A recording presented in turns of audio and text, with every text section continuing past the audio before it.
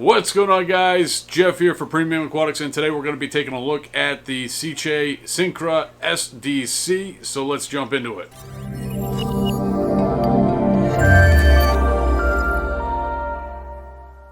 What's going on, folks? Jeff here for Premium Aquatics, and today we're going to be taking a look at the new Sicce Syncra SDC.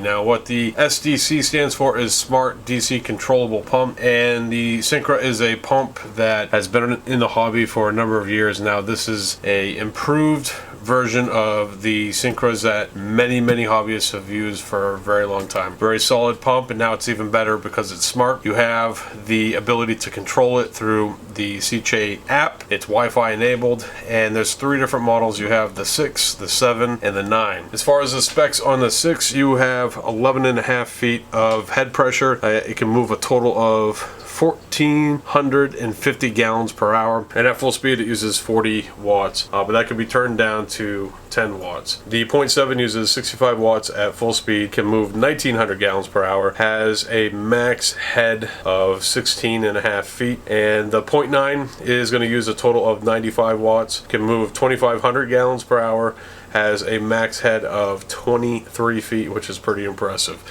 So today we're going to be taking a look at the 0.6. We're going to do a little bit of unboxing, take a look at it, and see if it's going to work for you and your reef tank. Now, before we jump into this, I want to kind of spin the box around here, and a lot of this is stuff that we've already taken a look at as far as this information on this side. One of the things about the Syncra line of pumps is they are incredibly easy to use. Very intuitive, and I'd imagine that's going to be the same with the SDC as well. You can use it both wet and dry, so it's able to be submerged in the water as well as be inline, so you don't have to have it in water, you just have to plumb it in. Also has heat reduction, so it uses less power, so it's going to put less heat into the aquarium. Then it has a 360-degree rotating pre-chamber. Breaks down the components of the pump, talks about the controller, some of the features that are enabled on that. You have eco, pause, mode, and control, which is the app that you can use both for Apple and Android users. This should be very well packed. You have your instructions manual, a number of different languages. It's always very important to make sure you read your instructions. First things first, right on top we have the controller. The controller is very interesting, very simple in its design. That is neat. So the controller is basically mounted with a magnet. You screw that into position, or use a double-sided tape, which comes provided.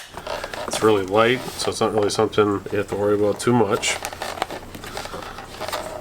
It's really neat. Interesting connection there. So we have all the different, looks like you got your rubber feet in there, some O-rings and different nozzles for different size hoses for different applications. Power cord, power brick. I understand what this is now. Alright, so instead of having 2 pigtails like so many controllers actually have, one side is for power and the other one is for communicating to the pump. I get it now. Read your instructions manual.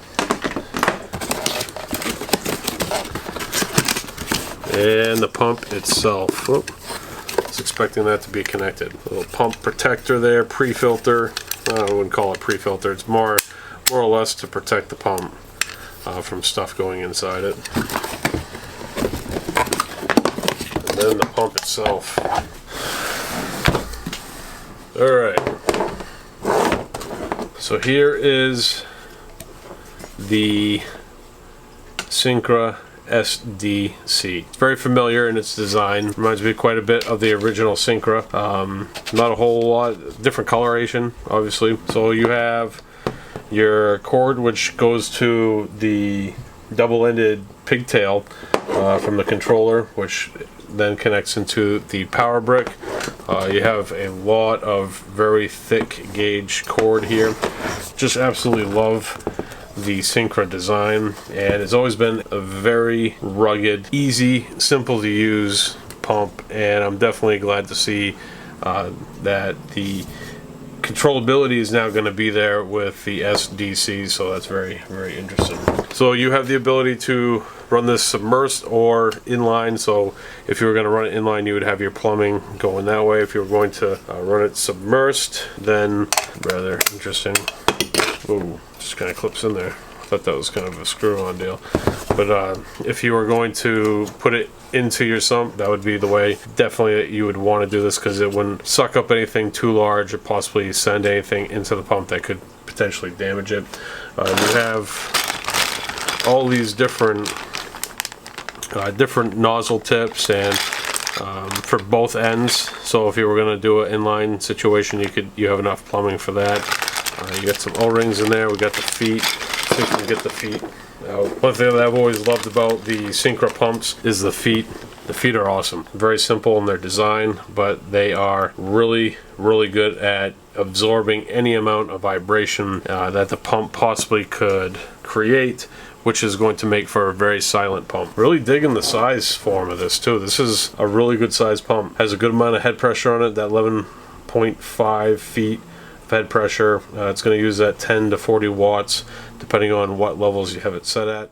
All right, folks, that's going to do it for our unboxing of the Sicce Syncra SDC. This pump comes in a couple different model sizes, and I am very impressed with the overall design of this pump, and I think it's going to suit a lot of people that are looking for a strong, quiet, reliable return pump for their reef tank. So if you want to take a look at the Syncra SDC, check out the link below in the show notes, which will bring you to Premium Aquatics, where you can do some more research on this product or even pick one up for yourself.